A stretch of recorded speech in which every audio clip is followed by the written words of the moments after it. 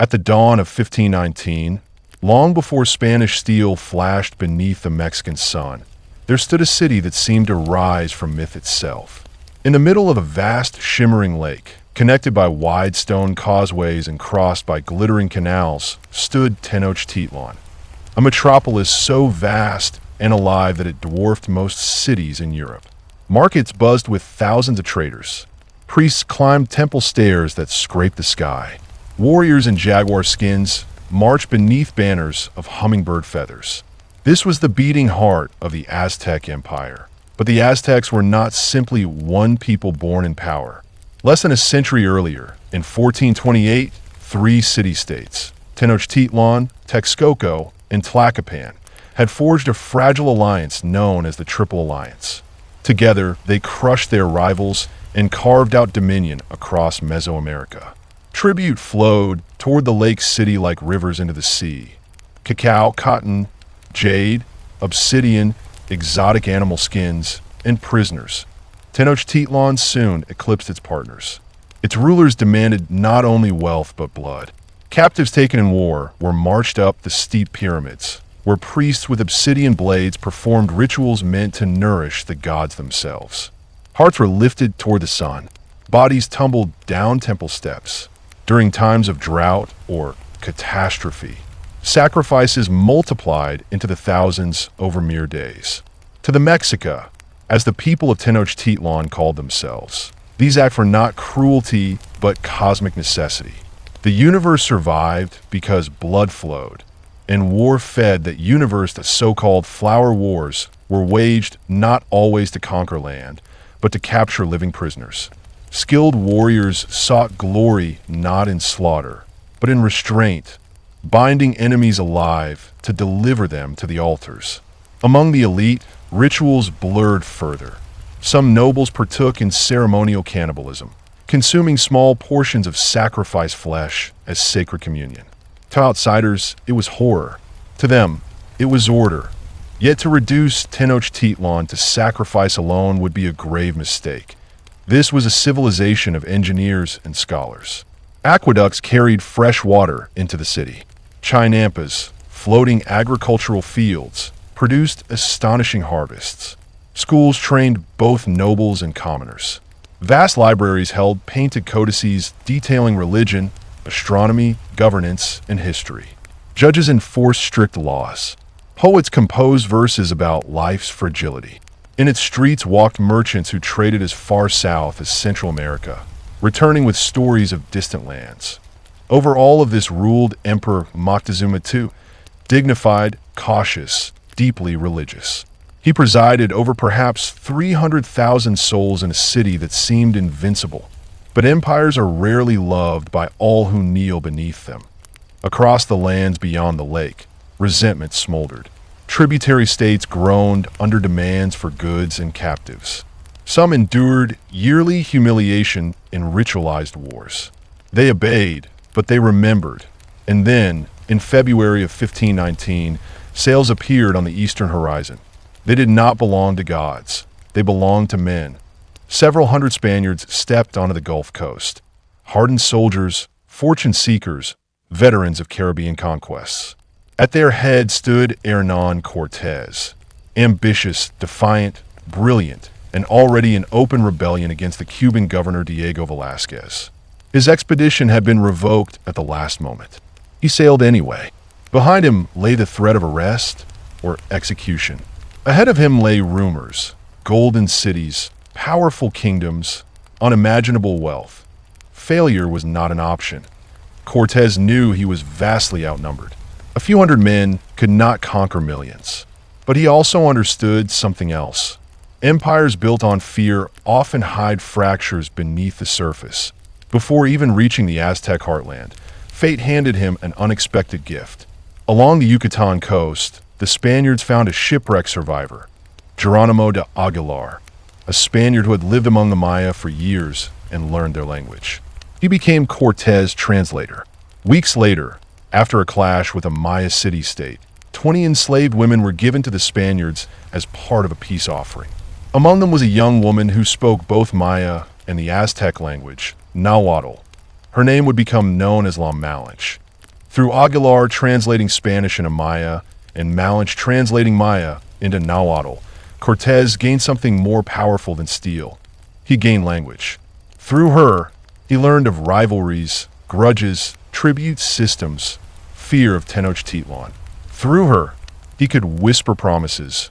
When the Spaniards founded the settlement of Veracruz, it was less a city and more a legal maneuver. By declaring a new colony loyal directly to the Spanish crown, Cortés freed himself from the authority of Governor Velázquez. He had crossed the point of no return, and he made sure his men understood that he ordered his ships scuttled in a retreat. No escape, only forward. Meanwhile, word of these pale strangers with thunder weapons and armored beasts traveled inland. Moctezuma sent emissaries bearing gifts, gold discs, fine cloth, elaborate crafts. The gesture was diplomatic and cautious. Perhaps the emperor hoped generosity would satisfy them. Perhaps it would encourage them to leave. Instead, the sight of gold ignited Spanish ambition like dry tinder. Cortés smiled politely and began marching toward the heart of the empire. Behind him gathered new allies. The Totonacs, long resentful of Aztec tribute demands, quickly saw opportunity in these foreigners. If these strangers wished to challenge Tenochtitlan, perhaps they could be useful. The enemy of my enemy. Moctezuma sensed danger now. More gifts were sent, more polite warnings issued, subtle attempts to dissuade the strangers from approaching the capital. But every golden ornament, every woven cloak, every ceremonial disc only confirmed what the Spaniards already believed. Unimaginable wealth waited ahead. And so, with steel, gunpowder, horses, and growing native alliances, Hernán Cortés began his march inland. He was walking toward one of the greatest cities on earth. He was also walking toward catastrophe for someone, and the road to Tenochtitlan would soon run red. The march inland was not a simple advance. It was a test of nerve, endurance, and brutality. Cortés and his growing column of Spaniards and native allies moved through humid lowlands and into rising highlands, where the air thinned and tension thickened. Word of their approach traveled faster than they did. Some cities shut their gates. Others watched in silence. A few prepared for war. And then came Tlaxcala. Unlike many tributaries, the Tlaxcalans were not subjects of the Aztec Empire. They were its bitter enemies. For generations, they had fought ritual flower wars against Tenochtitlan. Their warriors captured year after year for sacrifice. When the strangers entered their territory, the Tlaxcalans did not greet them with gifts. They attacked. The fighting was relentless. Wave after wave of Tlaxcalan warriors hurled themselves at the Spanish column. They had numbers, ferocity, and intimate knowledge of the terrain. The Spaniards had steel swords that did not shatter, crossbows that pierced cotton armor, primitive firearms that roared like thunder, and above all, horses. Creatures never before seen in Mesoamerica. Man and beast moving as one, crashing through ranks of warriors who had no answer to the charge. But this was no effortless slaughter. The Spanish cavalry suffered heavy losses. Nearly half of their horses were killed or wounded. Many Spaniards fell, dragged down, and beaten to death. For 18 days, blood soaked the fields. And then something shifted. The Tlaxcalans began to see what these men truly represented. Not invaders alone, but a weapon, a chance, a possibility to finally break Aztec dominance. Peace was proposed. Cortés, ever calculating, accepted. The alliance that formed there would become one of the most decisive partnerships in the history of conquest. Thousands of Tlaxcalan warriors joined the march. What had begun as a few hundred Spaniards was now a multinational force fueled by revenge. And they would make an example of the next city. Chila. Chila was a sacred city, a religious center with one of the largest pyramids in the world. It had once leaned toward Tlaxcala, but had since aligned itself with the Aztecs. Whether out of suspicion, intelligence reports, fear, or manipulation, Cortés became convinced, or claimed to be convinced, that Cholula was planning an ambush. He acted first in a sudden coordinated assault. The Spaniards, and their Tlaxcalan allies turned on the city's population. For days, chaos reigned. Nobles, priests, warriors, many unarmed, were cut down. Streets filled with smoke and screams. Thousands died. The massacre sent a message that echoed across Mesoamerica. Resist us, and this is your fate. When news reached Moctezuma, the weight of the crisis became undeniable. These were no wandering traders. These were men who destroyed cities. Still, the emperor hesitated. In early November 1519, after months of marching, fighting, and maneuvering, the Spaniards crested a rise and saw Tenochtitlan. Tea shimmered beneath the sun, rising from Lake Texcoco like a vision from a dream. White temples reflected light. Causeways stretched like stone bridges across the water. Canoes glided through canals in orderly lines. Markets buzzed with life, even from a distance.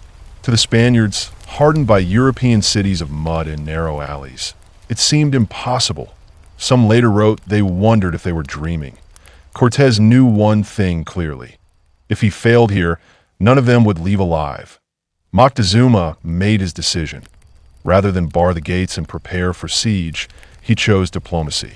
The strangers were invited into the city that on November 8th, 1519, two worlds met face to face. Moctezuma II, emperor of a vast and sophisticated empire, dressed in magnificent regalia, carried on a litter beneath feathered canopies, approached the Spanish commander. Cortés dismounted his horse. For a brief moment, silence hung in the air. Through translators, Spanish to Maya to Nahuatl, words of welcome were exchanged. Gifts were presented. Politeness cloaked tension like silk over steel. The Spaniards were escorted into the city and housed in a former palace. They walked its streets in awe. They saw markets with tens of thousands trading goods from across the continent. They saw aqueducts, schools, disciplined guards, immense temples rising over everything. And then they saw the treasure. Within the palace complex lay storerooms filled with gold objects, jade, silver, intricate jewelry, ceremonial plates, and ingots. The Spaniards were stunned. Years of rumor lay gleaming before them. But gold is not just wealth, that it is temptation. Cortés understood something chilling. He was deep inside a city of hundreds of thousands with only a few hundred Spaniards at his back. One signal from Moctezuma, one shift in mood, and they would be overwhelmed. He made a move so bold it bordered on madness. He seized the emperor. Under pretense of diplomacy, Moctezuma was placed under house arrest within his own palace. Guards were posted. The emperor of the Aztecs became, effectively, a hostage, and, astonishingly, the city did not immediately erupt. Moctezuma, ever cautious, urged calm. He believed bloodshed would doom them all. He cooperated, perhaps believing he could still manage events, still prevent catastrophe. He allowed a Christian altar to be erected in the city. He tolerated the growing insult of foreign soldiers patrolling sacred ground. To many Mexican nobles and warriors, it was humiliation, but the breaking point had not yet come. Far to the east, on the coast, another storm was forming. Governor Velázquez had not forgotten Cortés' mutiny. He sent nearly 900 Spanish soldiers under Pánfilo de Narváez to arrest him. Cortés now faced destruction from two sides: the empire whose ruler he held hostage, and a larger Spanish force sent to capture him. Once again, he chose audacity, leaving a small garrison in Tenochtitlan under Pedro de Alvarado, a man brave but volatile. Cortés marched east with a fraction of his men to confront it was a gamble that could cost him everything. And in his absence, in the heart of Tenochtitlan, tension would ignite into something far worse than he imagined. The city was calm only on the surface. Beneath it, fury was rising. While Cortés marched east to confront Narváez, Tenochtitlan held its breath. Inside the palace complex, Pedro de Alvarado commanded the small Spanish garrison left behind. He was fearless in battle and dangerously impatient in peace. Suspicion hung over the city like smoke. The Spaniards feared uprising. The Mexican nobles watched their emperor live as a prisoner in his own palace. Every glance carried tension. Every ceremony felt like a potential spark. Then came the festival of Tenochtitlan. It was one of the most sacred ceremonies in the Mexica calendar, a celebration honoring Tezcatlipoca. Warriors and nobles gathered in the great temple precinct. They wore elaborate costumes adorned with gold jewelry, feathers, and precious stones. Music echoed through the courtyard. Ritual dances began. Moctezuma had asked permission for the festival to proceed. Alvarado agreed. But as the drums beat and the dancers moved in sacred rhythm, the Spaniards closed the entrances to the courtyard. Then they attacked, steel cut through unarmed celebrants. Crossbows fired at close range. Men were cut down mid-dance. Blood flooded the temple floor. Nobles, priests, elite warriors slaughtered in moments. Those who tried to flee found gates blocked. Those who resisted were overwhelmed. The massacre was swift, brutal, indiscriminate. Later, the Spaniards would claim they feared human sacrifice was about to take place. Survivors would insist the attackers were driven by greed at the sight of so much gold. Whatever the motive, the result was undeniable. The spell of uneasy peace shattered forever. When news of the massacre spread through Tenochtitlan, the city erupted. This was no longer diplomacy, no longer humiliation. It was betrayal soaked in blood. Warriors armed themselves. Barricades rose. The palace housing the Spaniards was surrounded. Stones and darts rained down. Food supplies dwindled. Water was cut off. Every street became hostile ground. And Moctezuma, still a captive, pleaded for calm. But something fundamental had shifted. The emperor who had once commanded absolute authority now found his voice powerless. Many believed he had allowed this catastrophe. Others believed he had become weak. Whispers spread. A new leader was needed. Meanwhile, far to the east, Cortés executed another audacious move. Under cover of darkness, he attacked Narvaez's larger force in a surprise night assault. His men stormed the camp in chaos. Narvaez was wounded and captured. Incredibly, Cortés not only defeated the force sent to arrest him, he convinced most of its survivors to join him with promises of Aztec gold. He returned to Tenochtitlan victorious and found it burning with rage. The palace was under siege. Corpses lay in the streets. The entire city had risen. Realizing the situation was collapsing, Cortés made one last desperate attempt.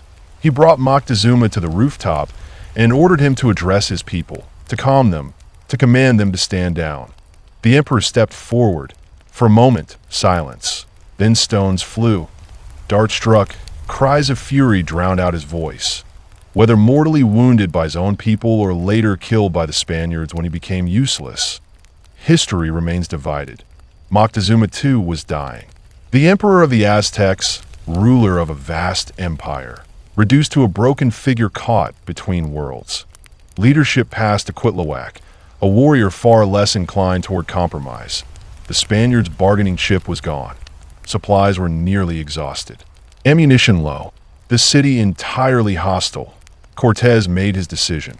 They would flee on the night of June 30th, 1520, under cover of heavy rain and darkness. The Spanish column began its escape along the Western Causeway. They carried as much treasure as they could strap to their bodies. Gold bars stuffed into armor. Jewels sewn into clothing. Every man burdened with the very prize that had brought them there. The rain muffled footsteps. For a time, it seemed they might succeed. Then someone spotted them. The alarm sounded across the lake city like thunder. Drums pounded. Conch shells blared. Warriors poured into the streets. Canoes swarmed from the canals, cutting off escape routes. Missiles rained down from rooftops and from the water. Panic erupted. The causeways had gaps, removable bridges that had been taken away. In the chaos, men plunged into the lake. Those weighed down by stolen gold sank like stones. Horses screamed as they fell. Spanish soldiers clawed at each other in desperate attempts to stay afloat. Tlaxcalan allies were cut down in huge numbers that it was slaughter and darkness. Cortés, leading a forward group of cavalry, managed to push through to relative safety. But behind him, the column was disintegrating at some point. Realizing the magnitude of disaster, Cortés turned back. Along the blood-soaked causeway, he found survivors staggering through rain and chaos. Among them, a wounded Alvarado. Fighting step by desperate step, they forced their way out. By dawn, hundreds were dead. 4 to 800 Spaniards lost, killed, drowned, or captured for sacrifice.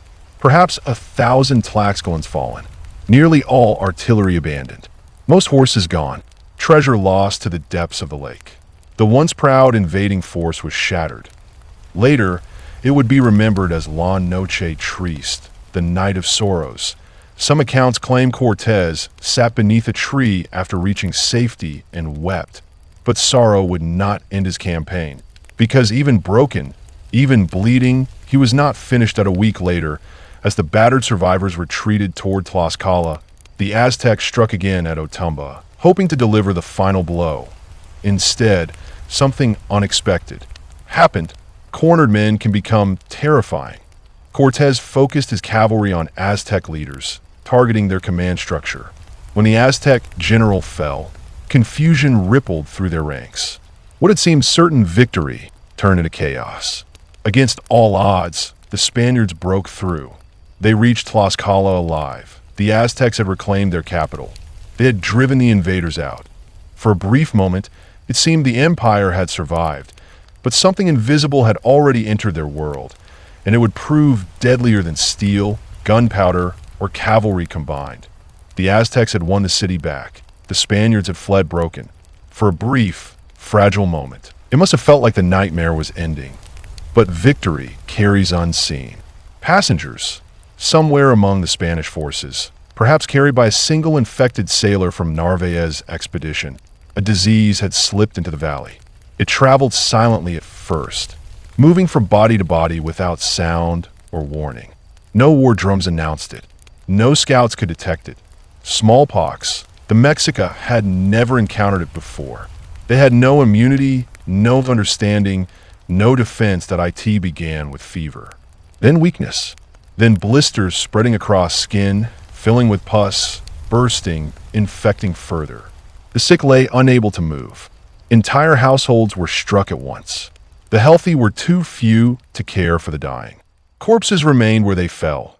The disease tore through Tenochtitlan and beyond with horrifying speed.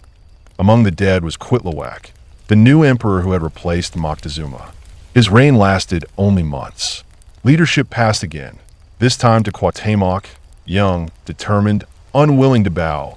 But the damage was catastrophic. By the end of 1520, tens of thousands were dead in the capital alone. Across central Mexico, millions may have perished. The empire's population, its warriors, its laborers, its priests, its children, was collapsing from within. While Tenochtitlan buried its dead, Cortés rebuilt in Tlaxcala. The Spaniards recovered, regrouped, and reinforced. More native allies joined them. Enemies of the Aztecs sensing weakness. Texcoco, once part of the Triple Alliance, shifted allegiance. The coalition forming around Cortés was now vast. Not hundreds, but tens of thousands of indigenous warriors fighting beside a few hundred Spaniards. This was no longer a Spanish invasion alone. The IT was a civil war with foreign leadership. Cortés knew he could not simply march back in a city and hope for fortune. The lake that had protected Tenochtitlan once before had nearly destroyed him during the Night of Sorrows. Oh, he adapted. He ordered the construction of brigantines, small, cannon-mounted ships built piece by piece in Tlaxcala, then transported overland in sections to Lake Texcoco.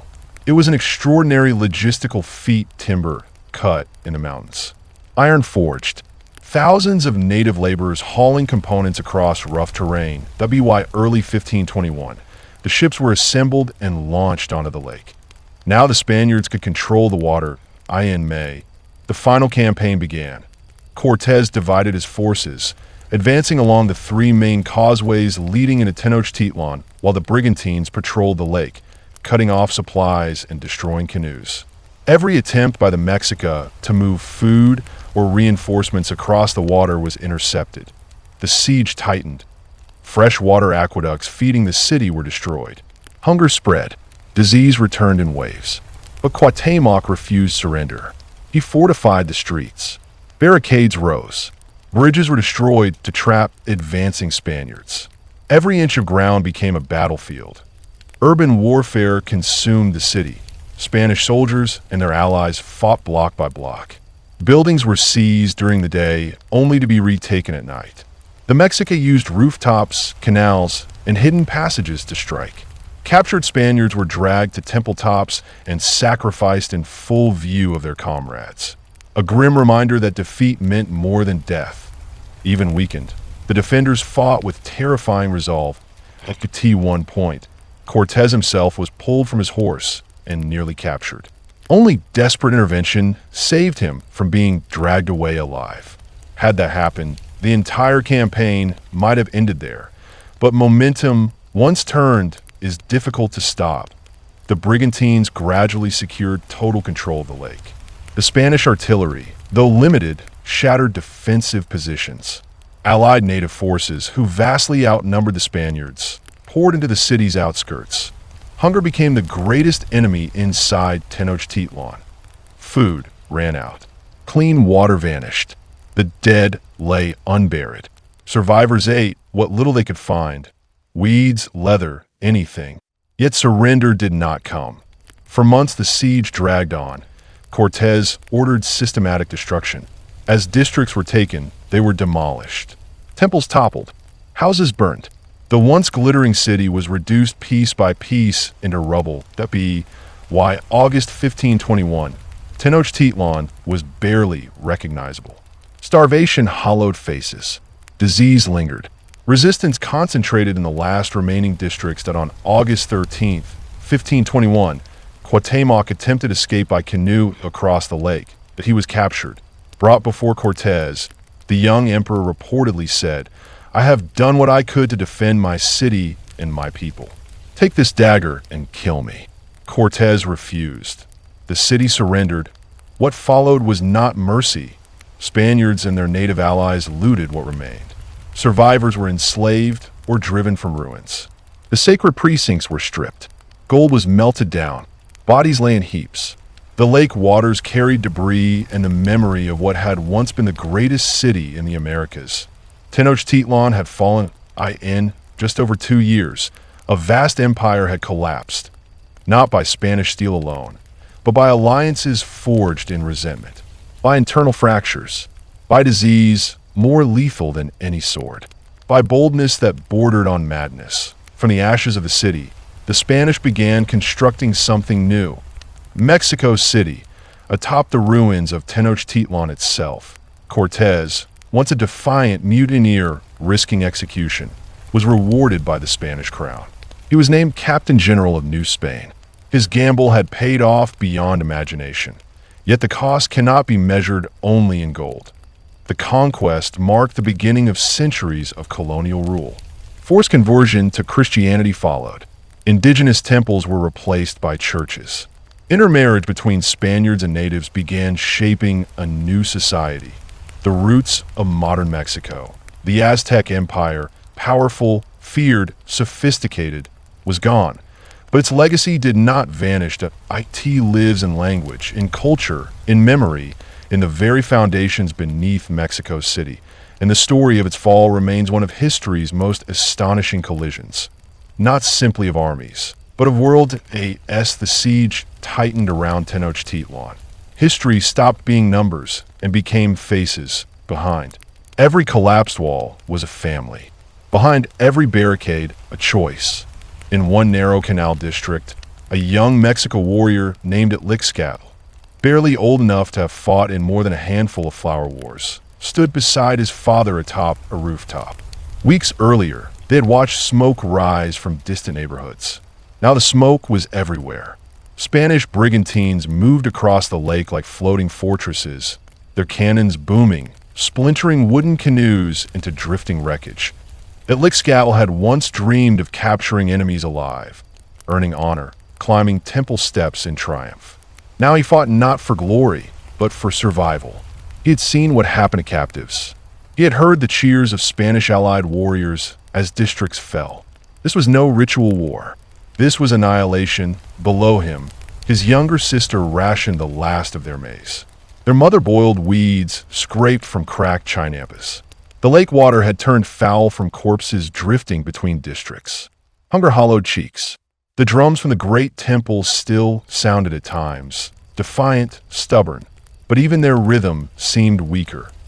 Across the shattered causeway, a Tlaxcalan warrior named Xicotencatl the Younger walked through ruins that had once terrified him. As a child, he had been told stories of Tenochtitlan's invincibility, of its endless warriors, of sacrifices taken from Tlaxcalan captives. He had seen cousins marched away in chains. Now he marched through the city itself. Was it vengeance? Yes, but it was something else too, fear. If it did not destroy this empire now, would it rise again and swallow them whole? Many of Cortés' indigenous allies were not fighting for Spanish gold. They were fighting to ensure Aztec dominance never returned. Meanwhile, inside a commandeered palace room, Hernán Cortés stared at a crude map of the city. He had learned his lesson from the Night of Sorrows. No reclaschart, no blind grief. This time he would dismantle Tenochtitlan piece by piece. Cut supply lines. Destroy aqueducts. Seize districts methodically. If a bridge slowed progress, tear down the surrounding houses and fill the canal with rubble. Advance. Secure. Destroy. Repeat. But even he felt the weight of it. The city refused to die. Every morning, Spanish columns advanced into streets they believed pacified, only to be ambushed from rooftops and alleyways. Women hurled stones. Children carried spears. Wounded Mexica warriors, barely able to stand, still lunged at cavalry horses with obsidian blades. And then there were the sacrifices. When Spanish soldiers were captured alive, they were dragged to temple tops, bound, forced upward step by step. Below, their comrades watched helplessly. The priests worked quickly, hearts lifted to the sun. Bodies cast down to it was psychological warfare as much as ritual. One Spanish foot soldier later wrote that the screams echoed in his dreams for years. Yet starvation inside the city grew unbearable. There are accounts, whispered, disputed, but haunting, of families abandoning entire districts at night, trying to slip past Spanish lines in canoes. Many were intercepted by brigantines. Others were captured by rival native forces who had their own grudges to settle. Few escaped. Cuauhtémoc, the young emperor, moved constantly between defensive points. Unlike Moctezuma, he did not hesitate. He ordered counterattacks, reinforced barricades, personally encouraged warriors. To many defenders, he became a symbol of resistance, not diplomacy. But symbols cannot conjure food. By July, bodies lay so thick in certain quarters that Spanish soldiers reported having to climb over them during advances. Disease returned again, not smallpox this time, but the inevitable plagues that follow siege and starvation.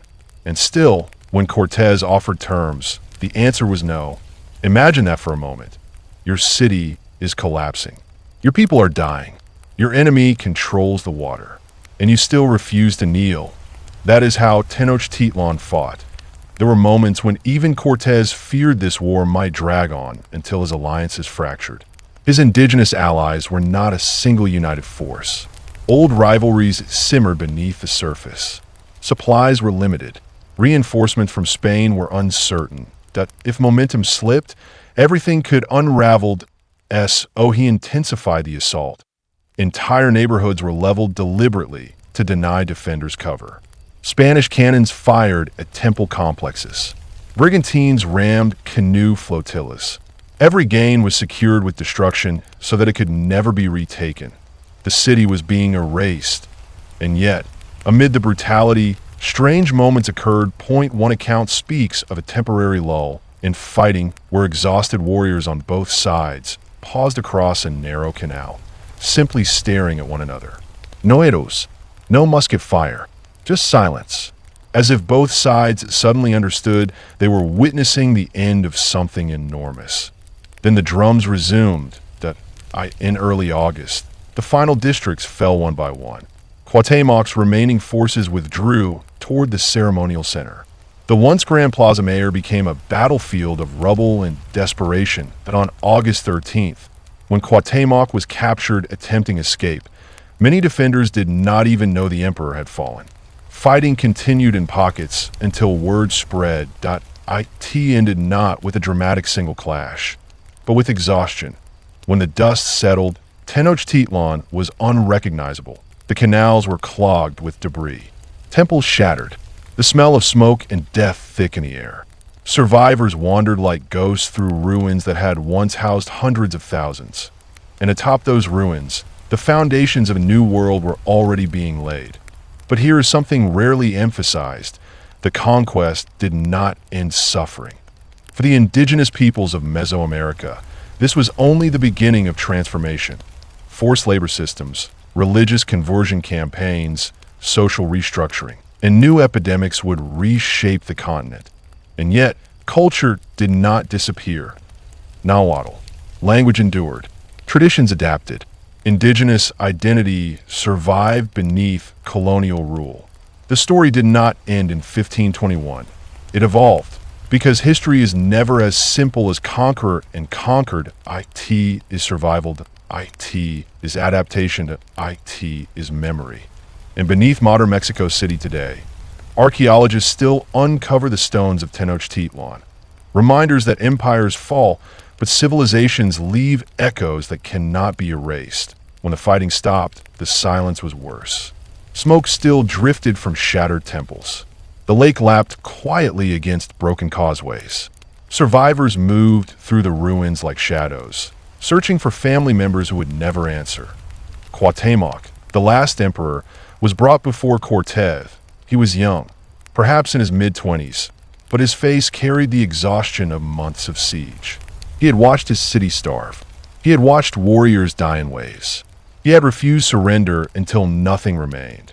Now he stood surrounded by foreign soldiers. Gold was still missing. For the Spaniards, this mattered. During the Night of Sorrows, much treasure had sunk into the lake or vanished in chaos. Cortés believed vast reserves remained hidden. He believed Cuauhtémoc knew where he ordered something that would stain his legacy. Cuauhtémoc and the Tlacopan ruler Tenochtitlan were tortured. Their feet were burned over coals in an attempt to force a confession about hidden treasure. According to one account, as Tenochtitlan screamed in agony, he looked at Cuauhtémoc as if asking why he endured this. And Cuauhtémoc reportedly replied calmly, "Am I enjoying myself?" He did not reveal what they wanted, whether because there truly was no more gold or because he refused to give his captors the satisfaction. The treasure never materialized.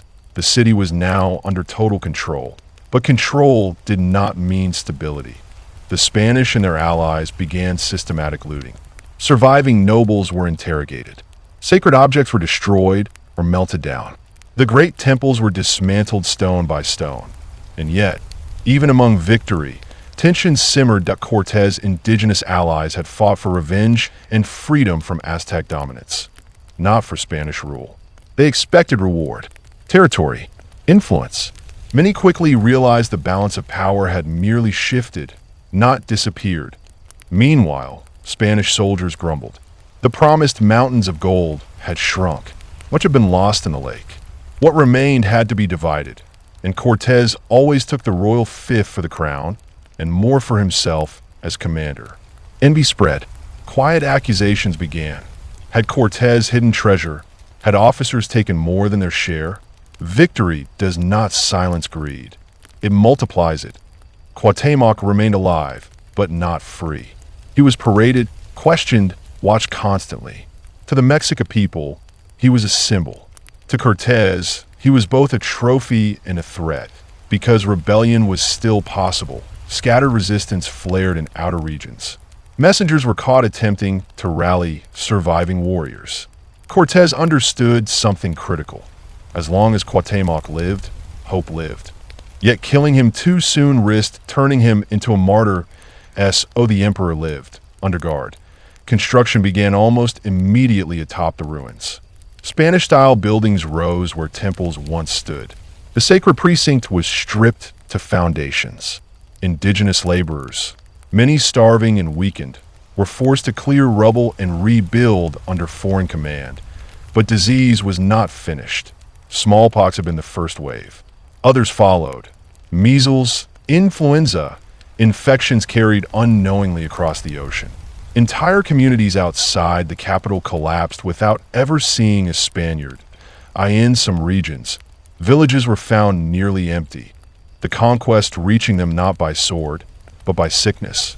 And Cortés himself? His position was far from secure, that he had conquered an empire. Yes, but he had also disobeyed direct orders. He had acted in open defiance of Governor Velázquez. Reports traveled back to Spain. Accusations traveled with them. Was he a hero or a criminal who succeeded? The Spanish crown valued results, but power invites rivals. Enemies began forming quietly among Spaniards who envied his authority. Letters were written, complaints sent across the Atlantic. The politics of empire were now as dangerous as the battlefield had been, and in the shadows of it all stood La Malinche. She had been Cortés' voice throughout the campaign, translator, intermediary, strategist in her own right. Through her, alliances were formed, threats delivered, diplomacy conducted. Without her, misunderstandings could have led to immediate slaughter. But now, in the aftermath, her position was complex to some indigenous communities. She would be remembered as a traitor, the woman who gave the foreigners their voice. To others, she was a survivor navigating forces beyond control. To the Spaniards, she was indispensable until she wasn't. Empires rarely reward intermediaries for long. As months passed, executions of resisting nobles became more common. Tribute systems were reorganized, now feeding Spanish demands instead of Aztec ones. Christian symbols replaced temple icons. Friars arrived, determined to convert what remained of the population. The transformation was swift but not gentle, and still whispers persisted. Some said Cuauhtémoc was planning escape. Others believed Cortés feared he would inspire revolt during expeditions into distant territories. Trust between conqueror and captive never existed. The conquest of Tenochtitlan had ended in August 1521, but the struggle for control, political, spiritual, cultural, had only begun. The sword had won the city. Now came the harder task, holding it, and power, once taken, demands constant defense. Victory in Tenochtitlan should have secured Cortés' dominance. Instead, it made him restless. Rumors began to reach him from the south, whispers that Spanish officials in distant territories were defying his authority, that rival expeditions were forming, that the crown might appoint someone else to govern the lands he had conquered. In a world where communication with Spain took months, power was fragile. If another Spaniard claimed new territory first, Cortés' influence could shrink overnight. And so, in 1524, he made another bold decision that he would march south into the dense jungles of present-day Honduras to confront a potential rival, Cristobal de Olid, who was accused of betrayal. It was an expedition fueled as much by suspicion as ambition. But here's what makes this moment darker. Cortés brought Cuauhtémoc with him. The last Aztec emperor, still technically a prisoner, was forced to join the march. Why? Officially, to prevent rebellion in his absence. Unofficially, because Cortés did not trust leaving such a powerful symbol behind. The expedition was a nightmare. Unlike the structured campaign against Tenochtitlan, this was raw wilderness. Swamps swallowed horses. Tropical storms lashed the column. Rivers flooded without warning. Disease returned. Supplies rotted in the humidity. Indigenous porters collapsed under the weight of equipment. Men starved. They slaughtered horses for food. They boiled leather straps. Morale plummeted. This was no glorious conquest. It was survival against nature itself. And in that suffocating jungle, paranoia grew.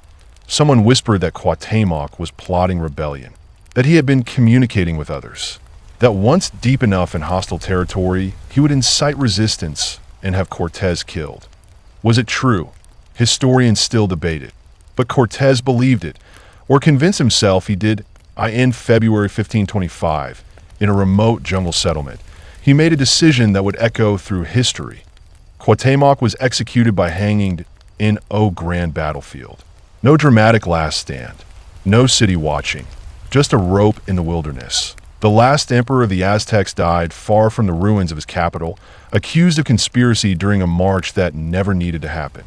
Some Spanish chroniclers later claimed Cortés regretted it. Others suggest it was calculated, removing the final living symbol of Aztec sovereignty. Either way, the message was clear: the old order was finished. The jungle expedition itself nearly destroyed Cortés. Months of suffering yielded little strategic gain. When he finally returned north, exhausted and thinner, he discovered something unsettling. Spain had not stood still. Royal officials had arrived. Auditors, judges, men sent to investigate his rule. Cortés had conquered an empire, but he was not its unquestioned master. Accusations of abuse, corruption, and excessive power circulated. Indigenous leaders filed complaints about mistreatment by Spanish settlers. Even some of Cortés' own officers testified against him. The conqueror now found himself defending his actions not with a sword, but with letters and legal arguments. Power was slipping. Though he retained wealth and influence, the crown gradually reduced his authority. New governors were appointed. Oversight tightened. The man who had defied orders to seize an empire was slowly sidelined by the very system he had expanded. Meanwhile, across central Mexico, Spanish settlements multiplied. Encomienda systems granted Spaniards control over indigenous labor. Gold became less central than land and tribute. Missionaries intensified conversion efforts. Indigenous temples were systematically dismantled, idols smashed, ceremonies outlawed. But resistance never completely disappeared in remote regions. Uprisings flared. Some former Aztec nobles attempted to navigate the new reality by cooperating, converting publicly while preserving fragments of old traditions in secret. The world had changed, violently, irreversibly. And yet, something fascinating happened. Many indigenous allies who had fought beside the Spaniards began to realize that Spanish rule could be just as demanding as Aztec rule had been. Tributes still flowed. Labor was still extracted. Authority was still distant. The balance of power had shifted, but hierarchy remained the S for La Malinche. She bore Cortés a son, Martín Cortés, one of the first children of mixed Spanish and indigenous heritage in this new colonial world. Eventually, she was married off to another Spaniard, her political usefulness fading as the conquest phase ended. Her role had been pivotal, yet history would judge her in complex ways. Cortés himself would travel back to Spain seeking recognition and secure titles. He would receive honors, but never again command as freely as he once had. He died years later, wealthy but politically diminished compared to the height of his power. And so, when we step back from the clash of armies and the fall of Tenochtitlan, what remains? A young emperor executed in a jungle that a conqueror who won everything and gradually lost control of it. Allies who traded one overlord for another that a civilization shattered, but not erased, because conquest ends cities, but it does not erase memory. And memory, even under foreign rule, has a way of surviving if you strip away the armies, the alliances, the gold and the blood, and you place Hernán Cortés alone in a quiet room after the conquest. What kind of man remains? He was not born powerful, not a king, not even particularly wealthy. A minor noble from Extremadura, raised on stories of knights and crusades, educated just enough to understand law, but restless, always restless.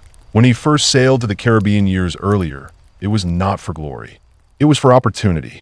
The New World was a ladder, and Cortés intended to climb. But something separated him from other conquistadors. It was not just bravery, it was calculation. When his charter was revoked in Cuba, most men would have stopped. Cortés didn't. He gambled everything, knowing that if he failed, he would return in chains. When he scuttled his ships on the coast of Mexico, it wasn't theatrical drama. It was psychological warfare.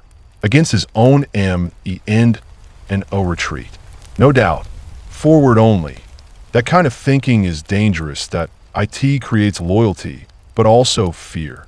During the march inland, Cortés did not simply conquer with steel. He observed. He listened. Through La Malinche, he absorbed political tensions. He learned who hated the Aztecs, who feared them, who resented tribute demands. He He turned resentment into alliance. He didn't defeat an empire alone. He redirected the anger already burning beneath it. But here's the deeper question. Did he see himself as a villain? Almost certainly not. Cortés believed in divine purpose. Many conquistadors did. They saw themselves as agents of Christianity, spreading the true faith. The destruction of temples? In their minds, it was righteous purification. The smashing of idols? Liberation from false gods. Faith can justify extraordinary violence when mixed with ambition. Yet Cortés was not blindly religious. He was pragmatic. When diplomacy suited him, he used it. When brutality sent a stronger message, he chose that instead. The massacre at Cholula, whether preemptive strike or calculated terror, demonstrated something chilling. He understood fear as a weapon. But even great strategists make mistakes. Leaving Pedro de Alvarado in Tenochtitlan during the Narvaez campaign was a miscalculation. Alvarado lacked restraint. The Tenochtitlan massacre detonated the fragile balance Cortés had constructed, and the Night of Sorrows, that nearly destroyed him. Imagine that night from his perspective. Rain pouring, screams in darkness, horses slipping into black water, men drowning under gold they refused to abandon. The causeway turning into chaos. For the first time, perhaps, Cortés must have felt something close to failure. Some accounts say he wept beneath a tree after reaching safety. Was it grief? Exhaustion? Rage at himself? Or calculation again? A moment of vulnerability to bind survivors tighter to him? It's impossible to know, but what happened next is undeniable. He adapted. Instead of retreating permanently, he rebuilt. Instead of charging blindly, he engineered brigantines. Instead of attacking with pride, he dismantled the city with patience. That ability to recover from disaster and return stronger may be his most defining trait. Yet ambition has a cost. That be why executing Cuauhtémoc in the jungle, Cortés crossed a moral line even some of his contemporaries questioned. The young emperor posed a symbolic threat. Yes, but was execution necessary? Or was it fear speaking? Fear that power, once taken, could still slip away. Because Cortés understood something few conquerors admit. Conquest is easier than control. Once the empire fell, he entered a different battlefield, politics. Royal officials scrutinized him. Enemies within Spanish ranks undermined him. Indigenous grievances piled up. The simple clarity of war dissolved into the complexity of governance. And there Cortés was less dominant. He had been brilliant in chaos that in bureaucracy. He was vulnerable that when we look at him now. Not as hero, not as villain, but as a human being. We see contradictions that a man capable of diplomacy and massacre, that of loyalty and ruthless execution, that of vision and paranoia, that of faith and greed. Was he a genius in military terms? Absolutely. Was he destructive? Undeniably. But here's something even more compelling for your viewers. If Cortés had died at Otumba, if Moctezuma had chosen immediate war instead of diplomacy, if smallpox had not arrived when it did, if Tlaxcala had refused alliance, history would look completely different. The conquest of the Aztec Empire was not inevitable, that it was a chain of fragile decisions. And Cortés walked that chain like a gambler, placing one impossible bet after another. Sometimes he won through brilliance, sometimes through luck, sometimes through forces he did not even understand, like disease. And that may be the most unsettling truth of all. Empires don't just fall because they are weak.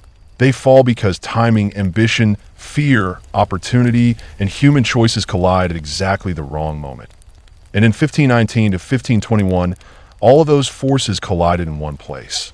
When Cuauhtémoc became emperor, the city was already dying. He had not inherited glory. He had inherited ruins, smoke, and hungered. He was young, far younger than most expected to lead in such a moment. But there was no one else left who could unite what remained. The elders were dead. The warriors were exhausted. The people were afraid. And yet, when he stood before them in the shattered courtyard of the sacred precinct, he did not speak of surrender. He spoke of endurance. He had watched Moctezuma hesitate. He had watched diplomacy turn into humiliation. He had seen the foreigners take the emperor hostage and walk through the city as if they owned it. He would not repeat that mistake. From the first day of his rule, he understood something clearly. This would not be a war for victory. It would be a war for dignity. He moved constantly through the city during the siege, from barricade to barricade, from temple steps to canal crossings. He spoke to warriors gripping obsidian blades with blistered hands. He spoke to mothers who had lost sons.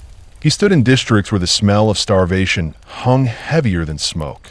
Food was nearly gone. He ordered strict rationing. Warriors first, then children, then the rest. Some nights, he did not eat at all if he could hear the Spanish brigantines moving across the lake, the strange floating towers with wings of cloth. Their cannons boomed without warning, sending stone and splinters flying through buildings. Each explosion felt like the sky cracking open, but the city still fought. Women carried stones to rooftops. Priests climbed broken temple stairs and continued rituals with whatever incense remained. Even when the sacred idols were toppled, some defenders believed the gods were merely testing them. There were moments, quiet ones, when Cuauhtémoc stood alone overlooking the lake. He could see the causeways where the night of sorrows had unfolded. He remembered the rain, the drowning Spaniards, the gold sinking beneath black water. They had defeated them once, but this time was different. The enemy had learned. They did not rush blindly anymore. They advanced methodically, destroying everything they captured so it could never be retaken. Houses were torn down to fill canals. Bridges were rebuilt by the invaders faster than they could be destroyed. Each district that fell did not merely change hands. It disappeared. And disease walked silently beside hunger. Children broke out in blisters and fevers. Elders stopped breathing in their sleep. Entire households died without a single wound. How do you fight an enemy you cannot strike? Still, surrender was never spoken aloud in his presence. When messengers came from Cortés offering terms, Cuauhtémoc refused to even consider them. He knew what surrender meant. It meant living as a puppet, or worse. It meant watching temples desecrated and warriors humiliated. Better to fall standing. By July, the city had shrunk to a fraction of itself. The once grand marketplaces were silent. The canals were clogged with debris and bodies. The sacred center, the heart of Tenochtitlan, became the final fortress point one afternoon. During a particularly brutal clash near a broken causeway, Cuauhtémoc saw something that shook him. That a group of starving boys, barely warriors, charged Spanish lines with nothing but wooden clubs. They were cut down almost instantly. They had not hesitated. They had not run. They had chosen death over submission. That night, for the first time, he allowed himself to feel doubt. Not about courage, but about survival. Could the Mexica people survive if the city did not? Was dying in glory worth the extinction of everything? Yet each time the thought surfaced, he remembered Moctezuma standing on that rooftop, pelted by stones from his own people. Weakness had shattered trust. Hesitation had destroyed unity. He would not be remembered that way. On August 13th, when the final defenses collapsed and Spanish forces poured into the last districts, Cuauhtémoc gathered what remained of his loyal warriors. There were no grand speeches, no dramatic last stand atop the pyramid. Only exhaustion. He chose escape, not to save himself alone, but to continue resistance elsewhere if possible. A canoe was prepared. A small group pushed into the lake under cover of chaos. But the brigantines were everywhere. The Spanish ships cut through the water faster than any canoe could outrun. They intercepted him before he reached open water, captured, brought before Cortés. That he did not beg, he did not shout. He looked at the conqueror, the man who had reduced the greatest city in the Americas to rubble, and said words that have echoed through history. I have done what I could in defense of my city and my people. Take this dagger and kill me. He was ready to end it on his terms. But Cortés refused. Death in that moment would have been mercy. Instead, Cuauhtémoc would live to see the ruins, to witness foreign banners rise where temple standards once stood, to watch his people forced into labor clearing their own sacred city. That may have been the crueler fate, because sometimes surviving defeat hurts more than dying in battle. And as he walked through the broken streets under guard, past the smoke and the silence, he must have understood something that few leaders ever face. An empire can fall in a single year, but the memory of it, that endures far longer. The caravans did not stop. They moved like slow rivers of iron and bronze across the ancient world, oxen groaning beneath ingots, guards marching with spears tipped in shimmering metal. Wherever those caravans traveled, power followed. And wherever power followed, envy was never far behind, in the hills beyond the trade roads. A small kingdom watched that it was a land of stone fortresses and stubborn kings, perched between larger empires that constantly shifted like tectonic plates. They had fertile valleys and brave warriors, but little bronze. Their weapons were old, patched, recycled from the graves of their grandfathers. They had once been feared. Now they were tolerated. And their young king refused to accept that he was not born into glory. He inherited debt, thin harvests, and whispers of rebellion. But he understood something his father never had. Bronze was not just metal. It was destined to he sent spies, not soldiers, into the great trade cities. Men disguised as merchants, musicians, and scribes. They learned where the tin came from. They learned which mountain passes were lightly guarded. They learned which rival empire depended entirely on a single caravan that crossed a narrow canyon once every season. And when the snows melted that year, the canyon echoed with something new. Ambush. Not a chaotic raid, but a perfectly timed strike. Boulders rolled from above. Archers hidden in crevices loosed bronze-tipped arrows. The caravan guards fought bravely, but their formation broke in the confined pass. By sunset, the canyon floor glimmered with scattered ingots. The young king did not melt the bronze immediately. He displayed it, stacked high in his capital square, guarded by torchlight. He let neighboring envoys see it. Let them report home that the small kingdom of stone had suddenly become a kingdom of bronze. Alliances shifted overnight. Mercenaries arrived, offering service. Traders offered better terms. Even distant rulers proposed marriages. And within a year, the once overlooked kingdom marched to war. Not as prey, but as predator. But bronze had a curse. It demanded supply. Forge a sword was easy. To maintain an army of bronze was not. Spears broke. Armor dented. Tin was rare. Copper mines could collapse or flood.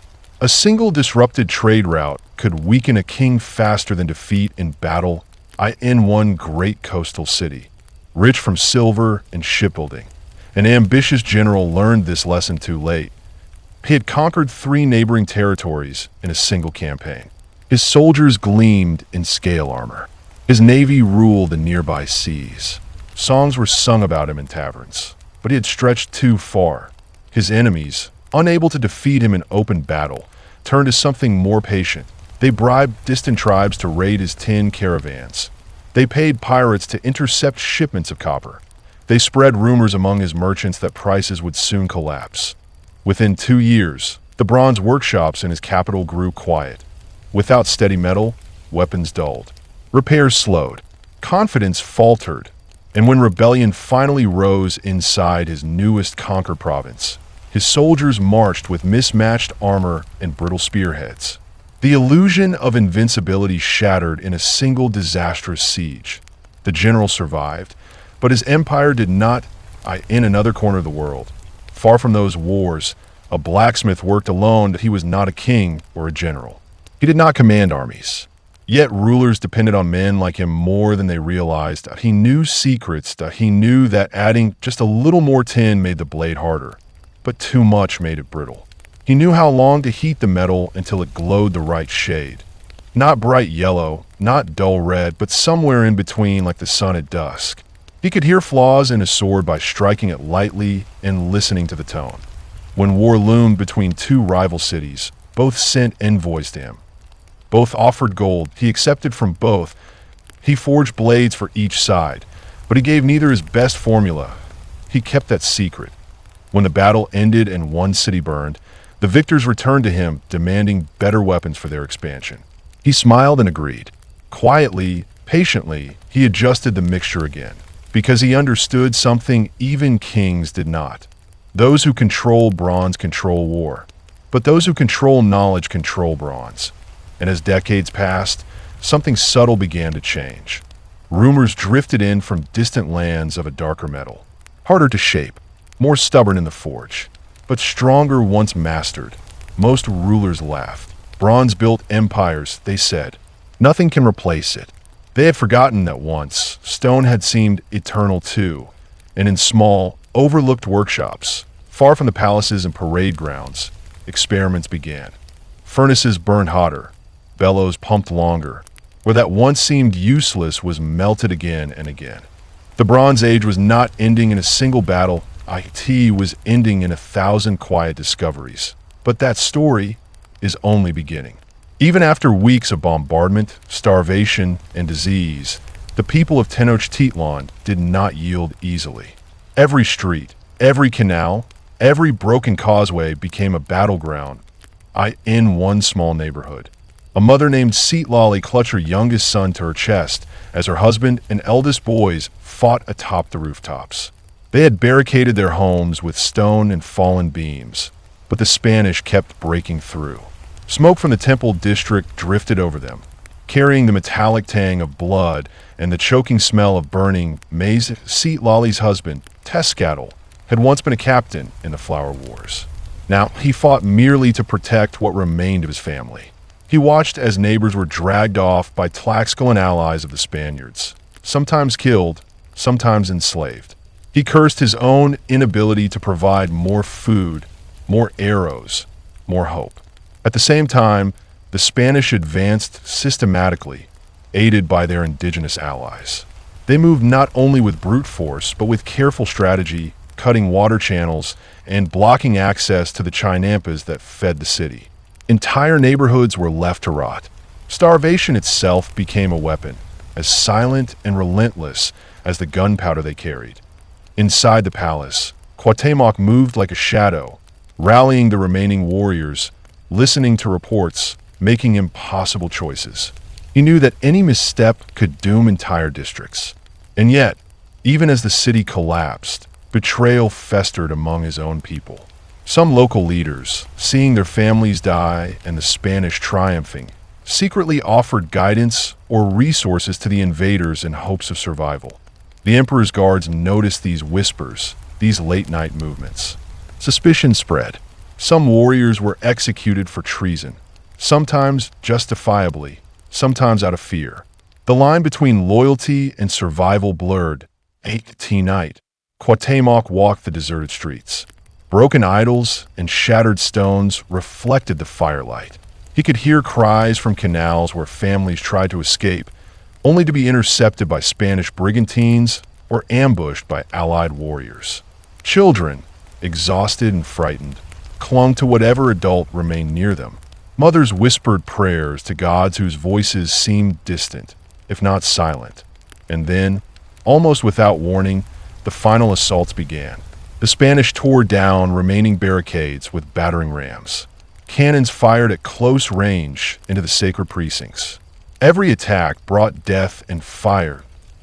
In one dramatic moment, a small group of young warriors, exhausted and near starving, charged a Spanish unit near a bridge. They fought with wooden clubs and broken blades, their courage overwhelming their weakness. Dozens fell instantly.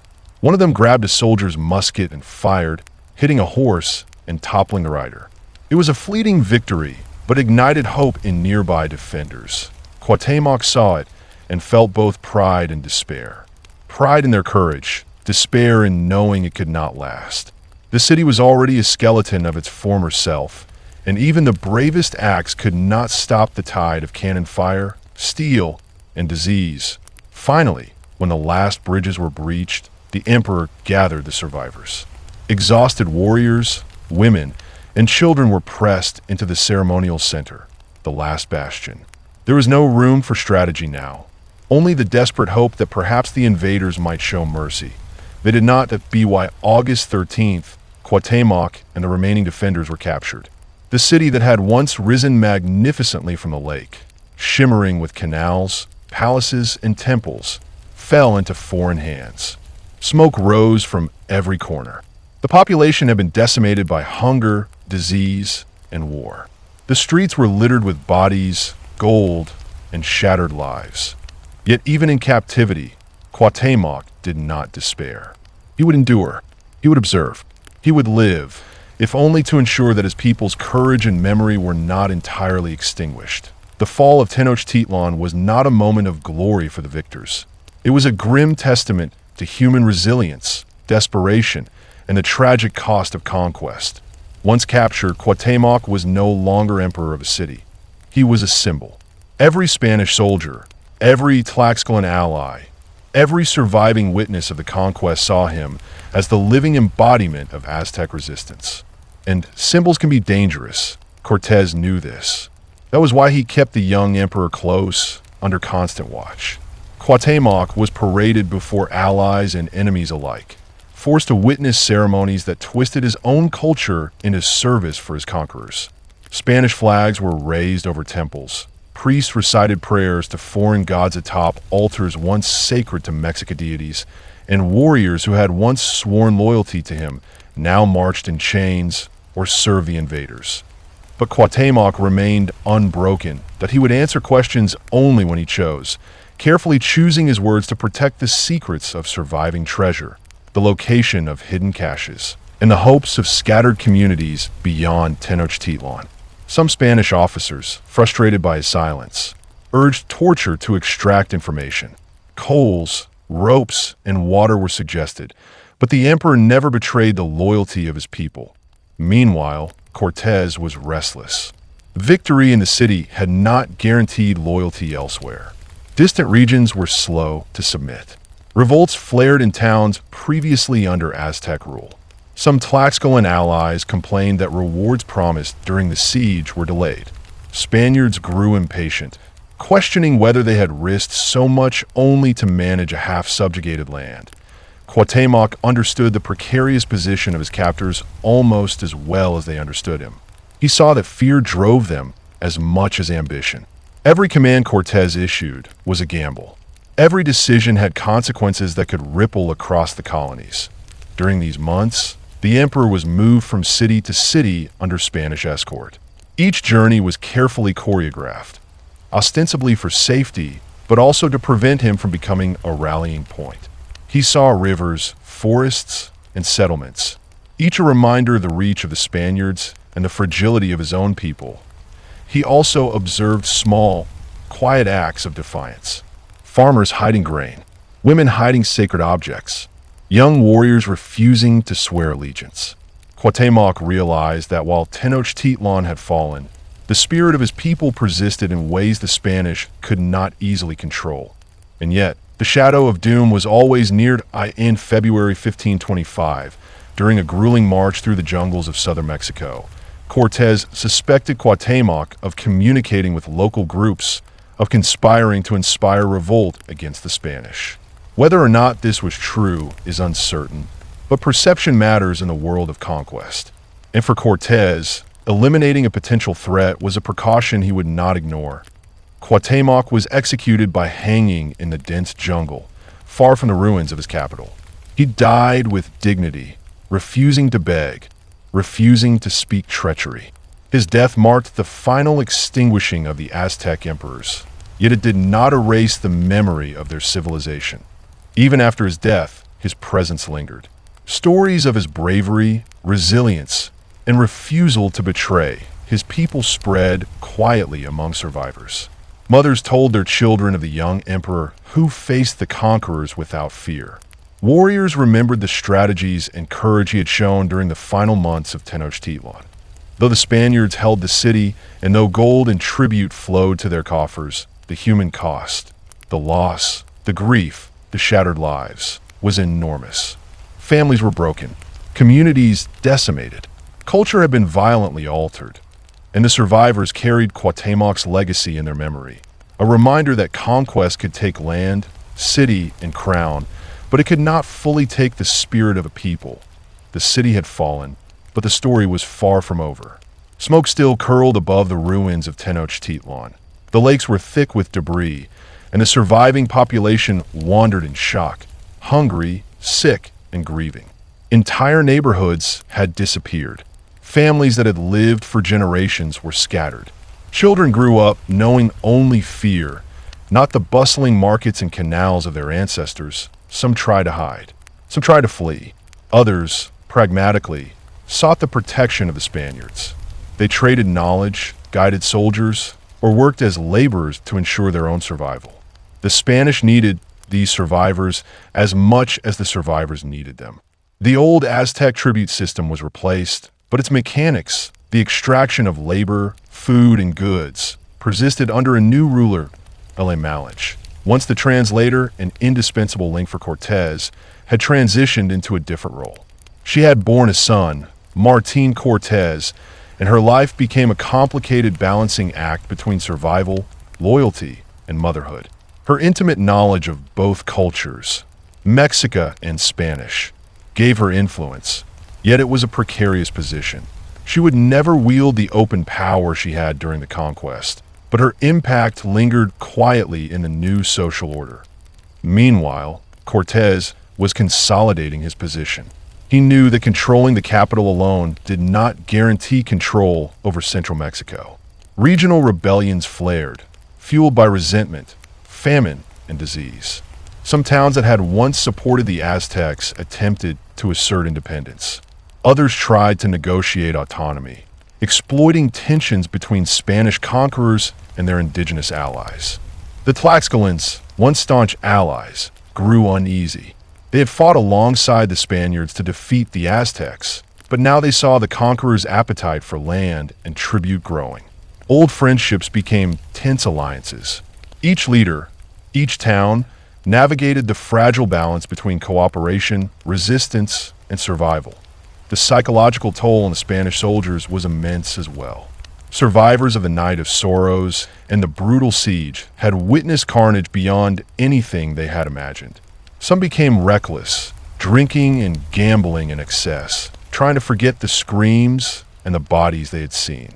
Others became hardened, calculating, obsessed with extracting as much wealth as possible before returning home.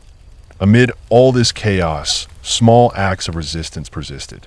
Hidden temples still stood in secret courtyards. Families preserved fragments of ritual, passing down stories and ceremonies in whispered secrecy. Even the Spanish could not fully erase memory, faith, or culture.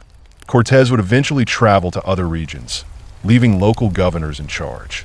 He sought to cement his legacy and assert authority, but he increasingly faced scrutiny from the crown. Letters of complaint arrived from rival Spaniards. Chroniclers documented abuses, and auditors traveled to verify accounts. Cortés' fame and wealth were immense, but so too were the challenges of maintaining control over a vast and restive territory. Meanwhile, disease continued its silent, deadly work. Smallpox had already devastated millions, and subsequent outbreaks ensured that indigenous populations would never return to their previous numbers. Yet even in this new world of hardship, resilience endured. Communities adapted, forged new alliances, and survived in the shadow of conquest. The fall of Tenochtitlan marked not just the end of an empire, but the birth of a new, uneasy world, one where power was contested, alliances shifted, and survival depended on cunning, loyalty, and adaptability. The legacy of the Aztecs lived on in memory, bloodlines, and cultural traces, even as the conquerors attempted to impose a new order. Even with Tenochtitlan under Spanish control, the land was far from peaceful. Across the Valley of Mexico, small villages and towns simmered with resentment. Tribes that had been subjugated by the Aztecs now faced a new authority. Some had allied with the Spaniards out of convenience, but many had only traded one overlord for another. Word of Cuauhtémoc's execution traveled slowly, carried by messengers and whispers. Among the people, it became a symbol of injustice, igniting anger and grief. Secret councils were held in hidden courtyards and forests. Leaders who had survived the siege plotted raids, hoping to seize Spanish arms or disrupt supply lines. Some villages refused to provide tribute, forcing Spanish soldiers to march into remote valleys, only to find empty granaries and scorched fields. Hecate night resistance took a quieter, more insidious form. Families hid sacred objects and books, preserving knowledge of the Mexica gods, history, and astronomy. Women passed down rituals in whispers to their children. Farmers sabotaged irrigation systems to make Spanish labor more difficult. And young warriors practiced strikes with obsidian blades, preparing for the day when they could reclaim their freedom. Meanwhile, the Spanish relied heavily on their Tlaxcalan and other indigenous allies. These alliances were fragile. The allies had fought against the Aztecs, but they were not loyal to the Spaniards in principle, only in shared interest. Misunderstandings, disputes over tribute, and cultural clashes sometimes erupted into violence. Cortés had to negotiate constantly, balancing fear, diplomacy, and reward. The psychological strain on the Spaniards was immense. Many had witnessed months of death, starvation, and disease. Some soldiers, having survived the night of sorrows and the siege, were haunted by memories of friends drowning in the canals or being crushed by collapsing bridges. Discipline was strict, but morale faltered. Only the promise of gold, land, and prestige kept most men from deserting or rebelling themselves. Rebellions flared sporadically. In some towns, Spanish garrisons were ambushed at dawn. In others, priests and administrators were attacked and supplies destroyed. The valley became a patchwork of contested control, a dangerous chessboard of power, fear, and survival. Through it all, Cuauhtémoc's memory acted as a unifying symbol. Even in his absence, his courage inspired resistance. Leaders invoked his name to rally fighters. Mothers told stories of his bravery to instill hope in children. The Spaniards understood this. It is why they attempted to suppress knowledge of his legacy and why they controlled the movement of survivors so carefully. Yet despite the constant tension, the Spanish slowly consolidated control. Cities that resisted too long were destroyed, their leaders executed or enslaved. Others submitted, swayed by fear or the promise of protection. The empire of the Aztecs may have fallen, but the struggle of the people to preserve dignity, culture, and autonomy continued quietly in the shadows. The conquest was far from a single event. It was a process, a slow, grinding transformation of society, culture, and memory. Victory was not just about capturing a city. It was about controlling hearts, minds, and a fragile network of alliances that determined who lived and who died. The fall of Tenochtitlan had left a scar on the land that could never fully heal. Streets once alive with traders, children, and dancers were now littered with rubble and ash. Canals, clogged with debris and corpses, emitted a stench that clung to everything. Families that survived the siege had little to eat, little to shelter in, and no certainty about the next day. Citlali, the mother whose story we glimpsed earlier, now navigated a new, brutal reality. She had survived the siege with 2 sons, and her youngest child clutched tightly to her breast. Her husband, Tezcatl, had fallen during the last desperate defense of a canal-side barricade. She mourned quietly, for grief was dangerous. It could make her slow, make her stop, make her vulnerable to the Spanish patrols that scoured neighborhoods looking for rebels or workers. Every day was a calculated risk. She scavenged remnants of maize and beans from ruined gardens, slipping past Spanish soldiers to avoid notice. Some days, she bartered fragments of obsidian knives she had salvaged for dried fish or small sacks of grain. Her eldest son, now 10, began working alongside her. He learned quickly how to move silently, how to avoid patrols, and how to read the subtle signals of the new regime. The way a horse's hoof might betray an approaching squad, or how Spanish voices carried differently in the streets, depending on rank. Meanwhile, La Malinche's son, Martin Cortés, was coming of age. Born of 2 worlds, he grew up knowing the language of the Spanish and the Mexica alike. He walked between worlds, often feeling neither fully accepted. Among the Spaniards, he was sometimes seen as exotic, sometimes as an oddity. Among Mexica survivors, he was a living reminder of conquest, a child of collaboration, of survival, and of betrayal. Yet even in these fractured lives, the Mexica culture persisted. In secret courtyards, elders whispered prayers to the gods who had once guided the city. They taught children to recognize constellations, to tell the seasons, and to recall history through song and story. Music still rang out from hidden rooftops, drums and flutes signaling both sorrow and defiance. Families passed down rituals in hushed tones. Even when temples had been desecrated, memory became the sanctuary. Towns beyond the capital also experienced dramatic upheaval. The Spanish demanded tribute, often in food, labor, or gold. Villagers were forced to build forts, bridges, and roads. Some cooperated reluctantly, hoping to avoid destruction. Others resisted quietly, sabotaging projects, hiding grain, or fleeing to forests and mountains to establish new communities. Rebel enclaves persisted for years, surviving in remote valleys or dense jungles, challenging the new authorities whenever possible. The Spanish, for their part, faced enormous challenges maintaining order. Soldiers and settlers were few, and disease weakened their ranks almost as severely as it did the Mexica. Cortés relied heavily on indigenous allies like the Tlaxcalans, but those alliances were transactional, not loyal. Tlaxcalan leaders often demanded rewards, protection, or autonomy, and when their expectations weren't met, threats of rebellion emerged. The conquerors quickly realized that holding Tenochtitlan and central Mexico required as much diplomacy and manipulation as brute force. Amid the rubble, new kinds of communities emerged. Mixed heritage families, including children like Hernán Cortés, represented a bridge between the old and new orders. Indigenous survivors, Spaniards, and mestizos negotiated a delicate coexistence. Markets reopened in fragments, trade restarted cautiously, and artisans like blacksmiths, weavers, and potters learned to serve both the conquerors and their own people.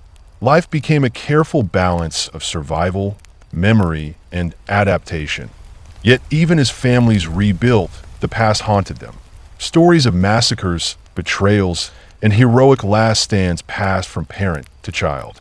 The memories of the Night of Sorrows, the Tlaxcala Massacre, and the final defense of the sacred precinct were recounted in whispered tones.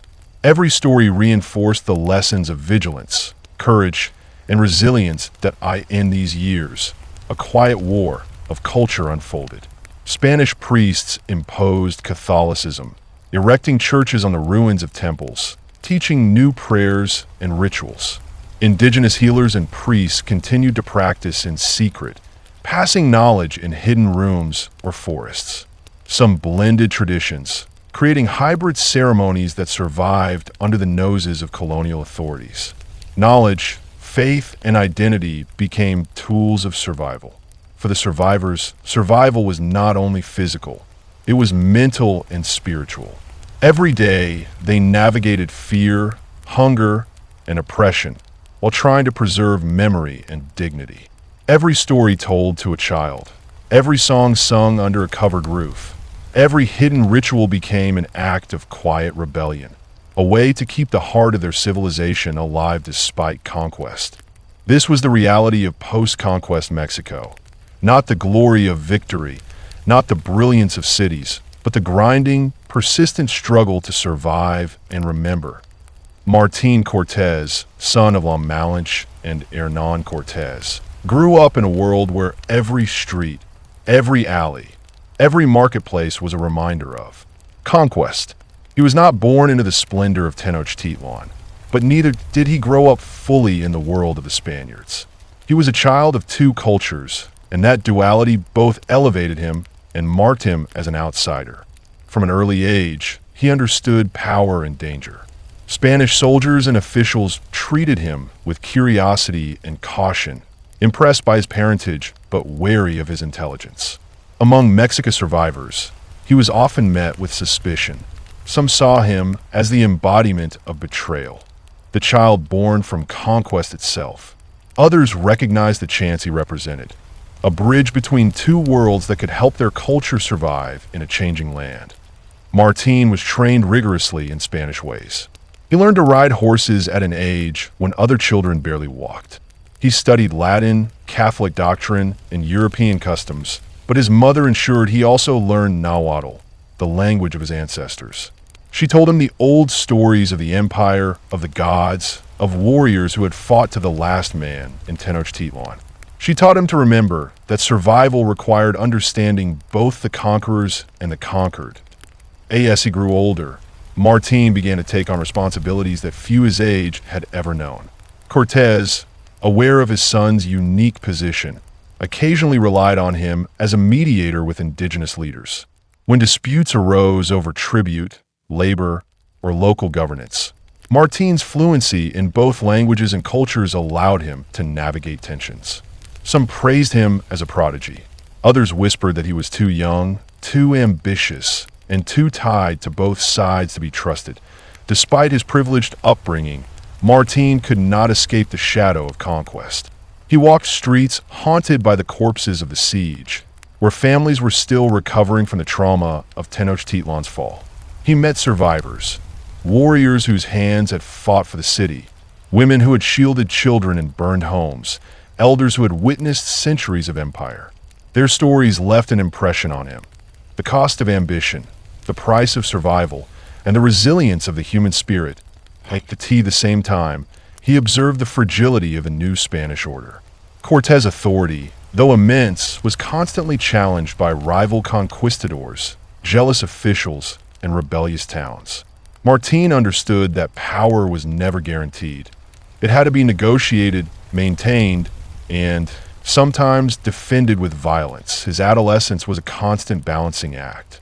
At court, he adopted European dress and etiquette, riding horses in tournaments and attending formal banquets.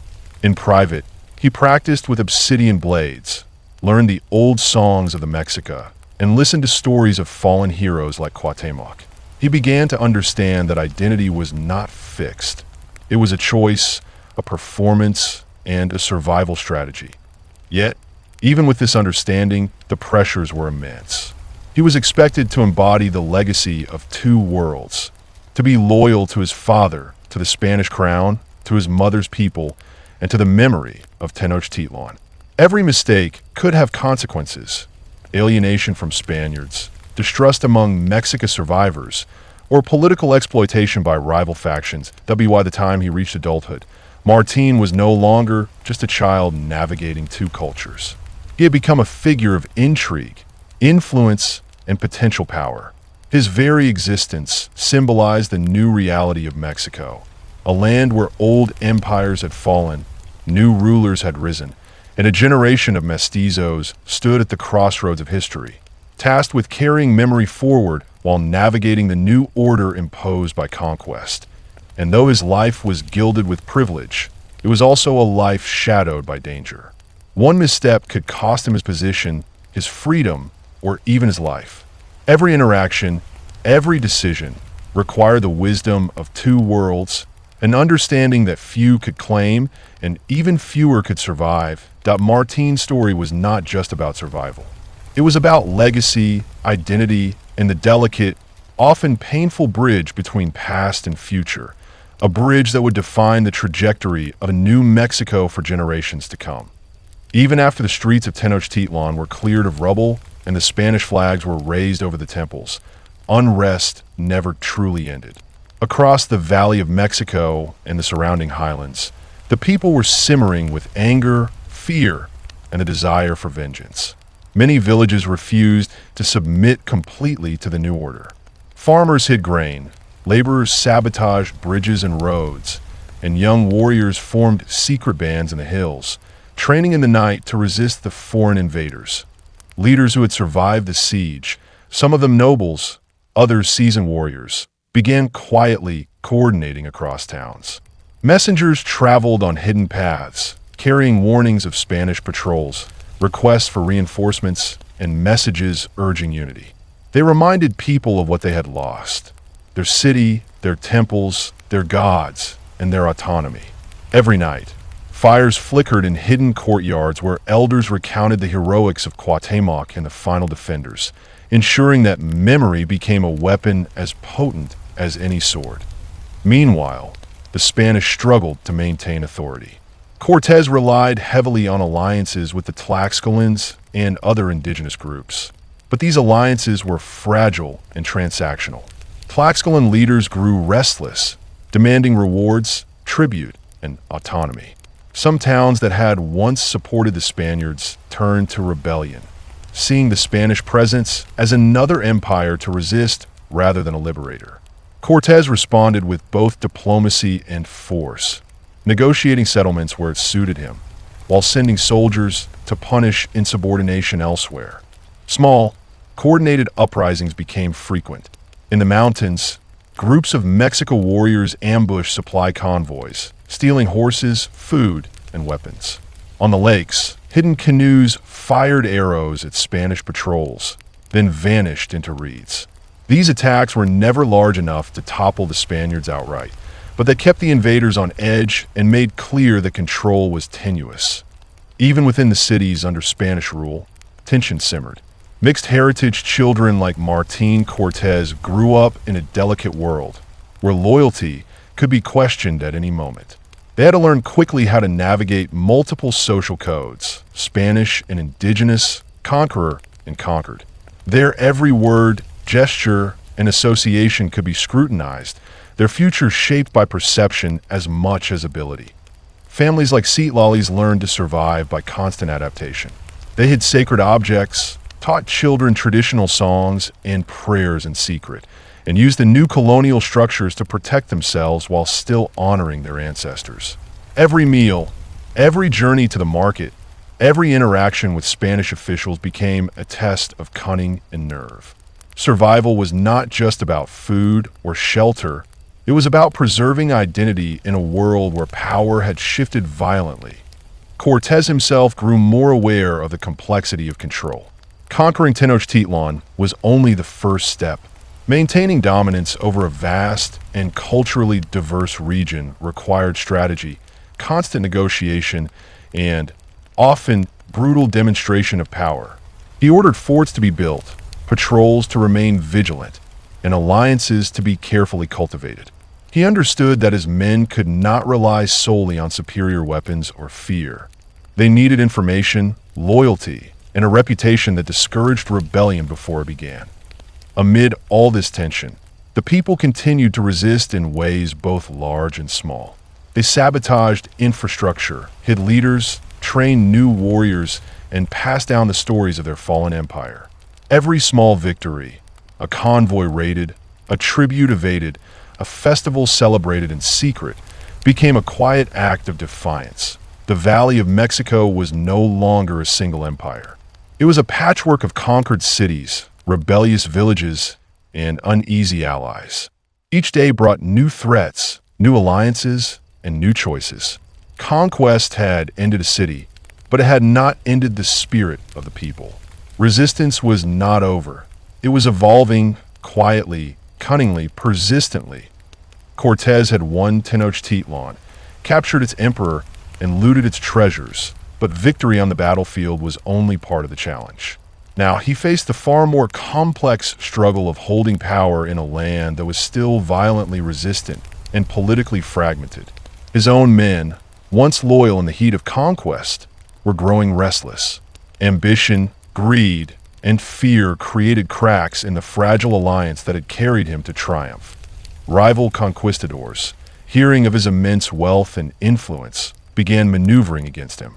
Reports and letters reached the Spanish crown questioning his methods, accusing him of excesses and hinting at treason. Cortés was aware that in Spain, the line between hero and criminal was thin. An emperor's favor could turn against him, especially for a man who had mutinied against the Cuban governor to undertake his expedition to maintain his authority. Cortés had to balance force with diplomacy.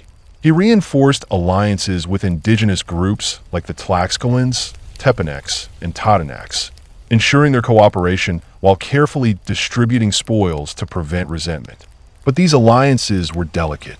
Indigenous leaders constantly assessed whether siding with the Spaniards remained in their best interest.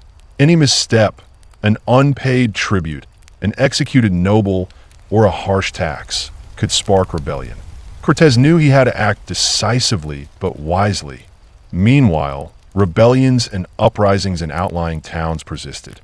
Some leaders attempted to rally survivors from Tenochtitlan or other conquered cities. Secret messages, coded through song and ritual, instructed groups to raid Spanish supply lines or reclaim key resources. These acts of defiance, though small, reminded Cortés that power in Mexico was never absolute. It was fragile, contested, and temporary. Within the city itself, Cortés installed Spanish governors and soldiers to enforce his rule, but tensions ran high. The Spanish were far outnumbered, dependent on indigenous allies for food, labor, and information.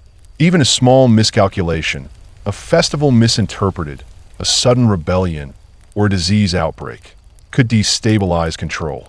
Every day was a balancing act between asserting dominance and avoiding the collapse of authority. Among the population, survival took precedence over politics, but memory persisted. Families passed down stories of Cuauhtémoc's courage, the siege, and the mass killings. Hidden shrines and courtyards, secret songs, and covert festivals maintained the connection to their past, even as they navigated the new colonial order. Mothers taught children to speak both Spanish and Nahuatl, to recognize both European and Mexican customs, ensuring that cultural knowledge would survive. Cortés himself became increasingly adept at this balancing act. He negotiated carefully with rival Spaniards, rewarding loyalty, punishing dissent, and maintaining appearances of legality to avoid scrutiny from the crown. He mediated disputes between indigenous allies, redistributed spoils, and reinforced fortifications to prevent surprise uprisings. Even as he consolidated power, the psychological toll on the people, Spanish and indigenous alike, was enormous. Soldiers who had survived the siege, the Night of Sorrows, and countless skirmishes were haunted by the memories of what they had witnessed. Indigenous communities grieved the loss of their city, their leaders, and their cultural heart, but their defiance persisted quietly in hidden acts of resistance. I end this fragile landscape. Every decision mattered. Cortés understood that the conquest was not a single event, but a prolonged struggle for hearts, minds, and loyalty. Victory was not permanent. It had to be continuously enforced. The Valley of Mexico was now a mosaic of power, fear, and survival, and anyone attempting to hold it, Spanish or indigenous, needed intelligence, cunning, and ruthlessness. The post-conquest world was one of tension, constant negotiation, and quiet resistance. Every town, every family, every individual navigated this delicate web, seeking survival while preserving memory, culture, and hope. And for Cortés, every day was a tightrope walk between the ambitions of his rivals, the loyalty of his allies, and the ever-present danger of rebellion. Even years after the fall of Tenochtitlan, the streets, canals, and plazas remained haunted by the memory of violence. Smoke had long cleared, but the scars of battle, disease, and starvation were permanent. For ordinary Mexica families, survival required constant vigilance. Every day, they faced the threat of Spanish patrols, disease, famine, and the pressures of a new colonial order. Take the family of Citlali, for example. She had survived the siege with 3 children, and every day was a struggle. Fields were devastated, stores of maize and beans had been looted or destroyed, and fishing in the canals was perilous because of the Spanish boats patrolling the waters. Citlali and her children moved cautiously, scavenging what they could from abandoned homes and secret gardens, avoiding soldiers and hostile neighbors. They hid sacred objects and artifacts, teaching the children in secret the rituals and prayers that had sustained their ancestors for generations. Many families did the same. Knowledge, culture, and memory became forms of resistance. Parents whispered stories of fallen heroes like Cuauhtémoc, teaching their children about courage, loyalty, and the price of defiance. Young boys practiced martial skills in secret, while girls learned songs and dances that celebrated the old gods, even under the eyes of Spanish authorities. Every hidden ritual, every story told quietly in a courtyard, every secret celebration became a subtle act of defiance. Markets slowly reopened, but they were different. Spanish authorities regulated trade, imposed taxes, and often favored European merchants. Indigenous artisans adapted, producing goods both for survival and for trade. They learned to navigate the demands of colonial officials while maintaining ties to their communities. Food, clothing, and crafts became both commodities and tools of negotiation. Families had to learn how to barter without drawing attention, how to maintain autonomy while avoiding punishment, and how to preserve cultural practices despite constant surveillance. That mixed heritage families like that of Martín Cortés also represented a new, complicated reality. Martín grew up in the heart of this transformation, privileged in some ways, yet precarious in others. He was educated in both European and Mexican ways, fluent in Spanish, Nahuatl, and the customs of both worlds. He moved easily among Spanish officials and indigenous leaders, but everywhere he went, he carried the weight of expectation. He was a symbol of survival, adaptation, and the new social order, a bridge between conqueror and conquered. Rebellion was never far from people's minds. Even in areas under tight Spanish control, small uprisings occurred. Villagers sabotaged construction projects, attacked patrols, and smuggled food and weapons to hidden groups. In the forests and hills surrounding the valleys, bands of young warriors trained in secrecy, waiting for an opportunity to strike. Their actions were small but persistent, a reminder that conquest could dominate territory but could not fully dominate spirit. Cortés, aware of these simmering tensions, carefully maintained the balance of power. He relied on alliances with indigenous groups like the Tlaxcalans and Totonacs, rewarded loyalty, punished defiance, and built fortifications in strategic locations. He mediated disputes between his Spanish subordinates and indigenous allies, understanding that any breakdown in order could ignite rebellion. He knew that victory was not permanent. It had to be enforced daily through diplomacy, intimidation, and strategy. Yet, despite all the fear and oppression, life endured. Children played in courtyards away from prying eyes. Families celebrated hidden festivals, and communities found ways to preserve their culture and identity. Memory became a form of resistance, a way to pass down the history, rituals, and values of a fallen empire. In these years, survival was not just about food or shelter. It was about preserving knowledge, culture, and dignity. Every small act of resistance, every hidden ritual, every whispered story became a way for people to assert that the Aztec spirit had not been extinguished.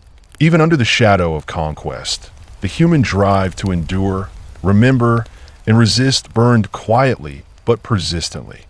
Even after years had passed since Tenochtitlan fell, the land remained a patchwork of tension, fear, and defiance. Spanish control was never absolute. The conquistadors had captured the city, seized its gold, and subdued its people.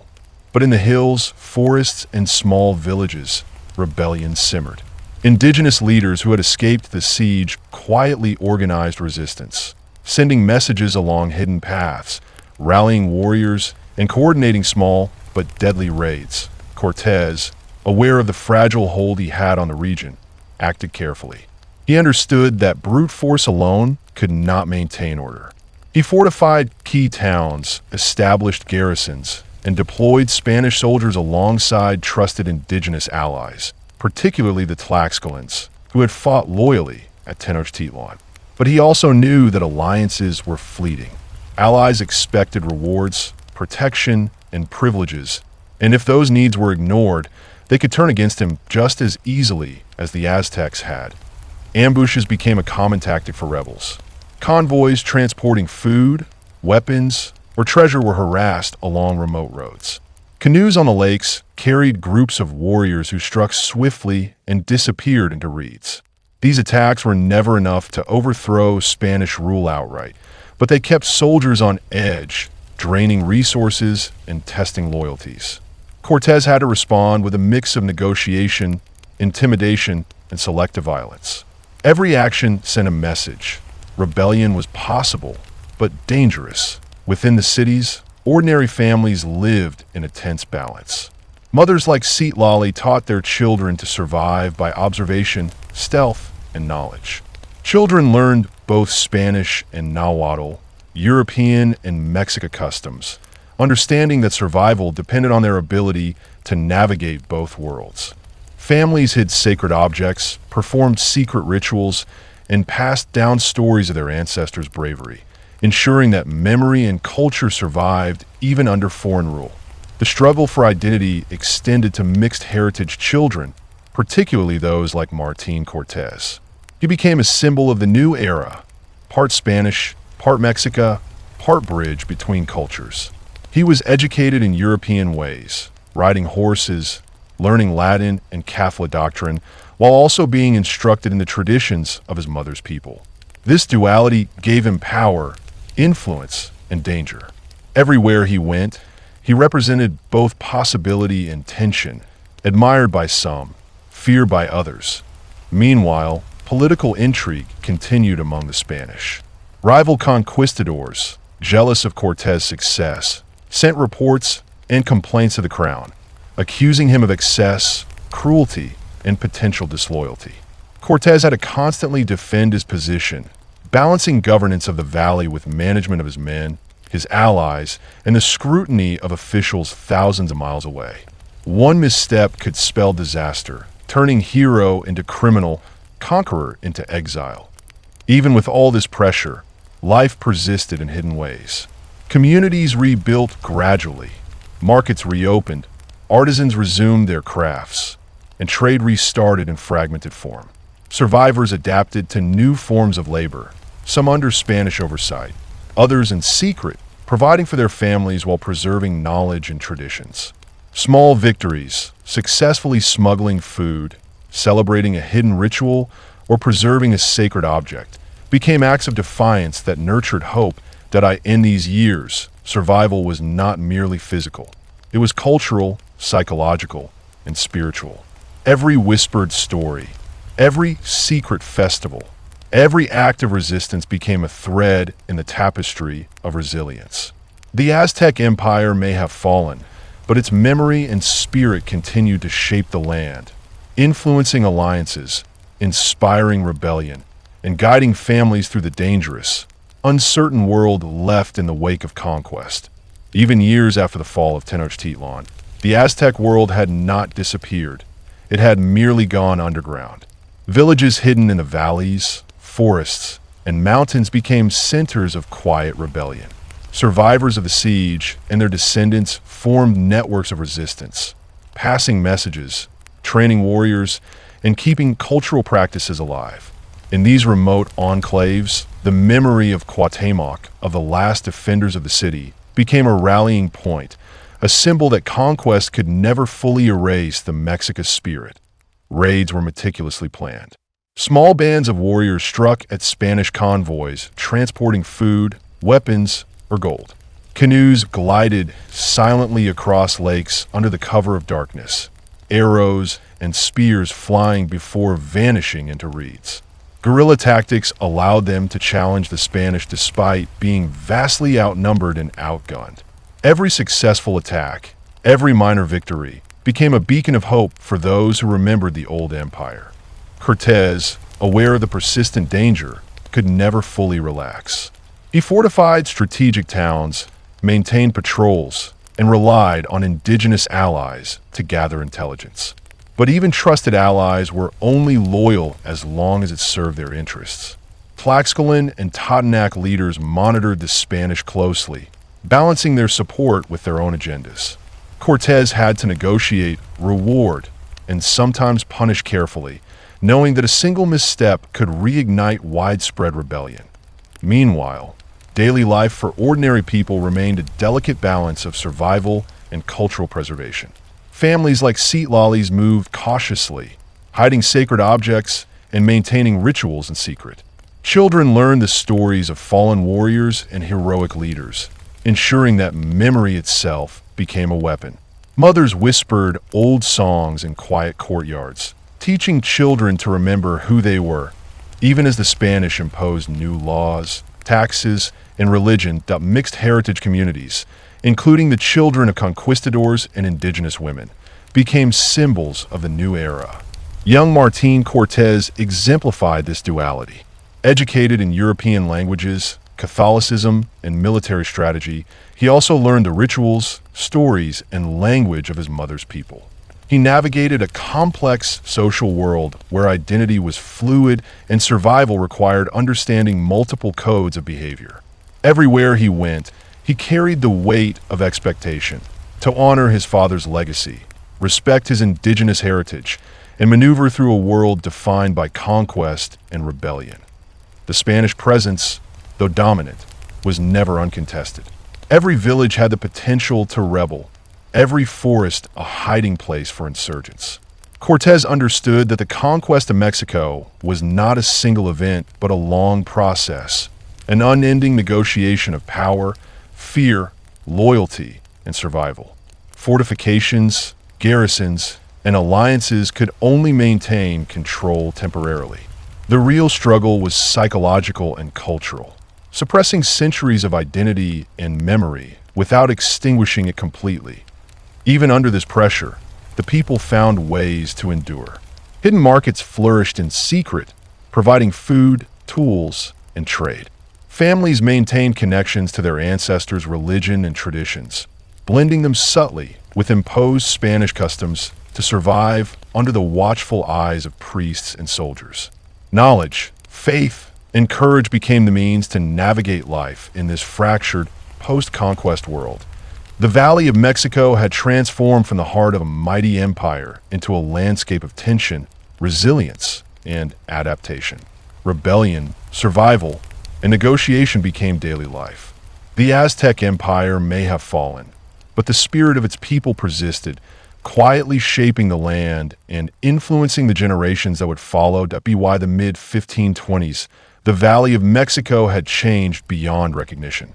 Tenochtitlan's grand temples and palaces, once the heart of an empire, had been reduced to rubble. Canals were partially repaired, but the city no longer hummed with the energy of a thriving civilization. Spanish flags flew over the ruins, and priests rebuilt churches on top of sacred grounds, declaring the triumph of a new religion and a new order. Yet beneath the surface, the old world lingered, resilient and persistent. The survivors of the Aztec Empire lived cautiously, their lives a delicate balance between survival under Spanish rule and the preservation of their identity. Families like Citlali's rebuilt homes from salvaged wood and stone, raised children steeped in the knowledge of their ancestors, and passed down stories of courage, resistance, and loss. Every whispered tale, every hidden ritual became a testament to memory, a refusal to allow conquest to erase the past entirely. The mixed heritage generation, including figures like Martín Cortés, embodied the merging of two worlds. They grew up fluent in Spanish and Nahuatl, familiar with both Catholic and indigenous rituals, and trained in European martial skills as well as native traditions. They were, in many ways, the living bridge between conqueror and conquered. For some, this dual identity provided unprecedented opportunities, access to education, positions of influence, and connections to both communities. For others, it brought suspicion, isolation, and the constant challenge of proving loyalty to two sometimes conflicting worlds. Political life remained tense and unpredictable. Cortés worked tirelessly to consolidate his power, negotiating with indigenous allies, enforcing loyalty among his men, and keeping watch over rival conquistadors who sought favor in Spain by denouncing him. His authority was immense, yet fragile, dependent on careful management of alliances, strategic punishments, and the ever-present threat of revolt. Each day required a balance of diplomacy, intimidation, and strategic foresight. Even the tiniest oversight could spark rebellion, and Cortés knew that the memory of Tenochtitlan's fall would fuel resistance for years, even decades. Meanwhile, indigenous uprisings continued in remote areas. Rebels, often small groups of skilled warriors, harassed Spanish supply lines, sabotaged roads and bridges, and carried messages between villages. Guerrilla warfare kept Spanish forces stretched thin and reminded settlers that conquest had never fully subdued the people. These acts of resistance, though seemingly minor, preserved hope and continuity. They demonstrated that while an empire could fall, the spirit and memory of a civilization could endure in ways both quiet and defiant. Life in the city became a delicate dance. Markets operated under Spanish oversight, yet hidden bazaars and secret courtyards allowed families to trade food, goods, and knowledge without fear. Religious practices blended subtly. Catholic rites were performed publicly, while private ceremonies honored the old gods. Music, dance, and art flourished in hidden pockets, a silent assertion of identity in a world that sought to erase it. Every festival, every song, every story became an act of resilience, a way to teach the next generation the value of memory, courage, and ingenuity. Over time, the Valley of Mexico slowly gave rise to a new society. Indigenous people, Spanish settlers, and mixed heritage communities navigated this new social order, learning to coexist under the watchful eyes of colonial authorities. Marriages between Spaniards and indigenous families became more common, blending cultures and traditions. A new social fabric emerged, one that carried the legacy of the Aztec Empire forward while adapting to the realities of Spanish rule. The conquest of the Aztec Empire had been brutal, swift, and transformative, but had not been absolute. While Tenochtitlan's walls were gone, the human spirit, knowledge, and culture of its people persisted. Through rebellion, memory, adaptation, and survival, indigenous communities preserved the essence of their identity, even under the shadow of foreign domination. Every hidden song, every secret ceremony, every story told to a child was a reminder that empires may fall, but people endure. Cortés, for all his military brilliance and political acumen, understood that his triumph was only the beginning. Controlling Mexico required constant vigilance, negotiation, and management of both European and indigenous forces. He had reshaped a continent, toppled an empire, and acquired unimaginable wealth. But he could never erase the resilience of the people he had conquered. Their stories, their culture, and their defiance ensured that the spirit of the Aztecs would live on, influencing generations long after the banners of conquest had faded. In the end, the fall of the Aztec Empire was not only a story of swords, disease, and gold. It was a story of survival, adaptation, and the enduring power of memory.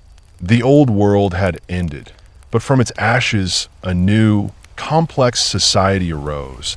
A society forged from resilience, compromise, and the collision of cultures, one that would eventually give birth to the Mexico we know today. And so, the story concludes, an empire destroyed, a people tested, a culture resilient, and a legacy that refused to die. The conquest reshaped history, but the heart of the Aztec world continued to beat quietly beneath the surface, waiting, remembering, and enduring.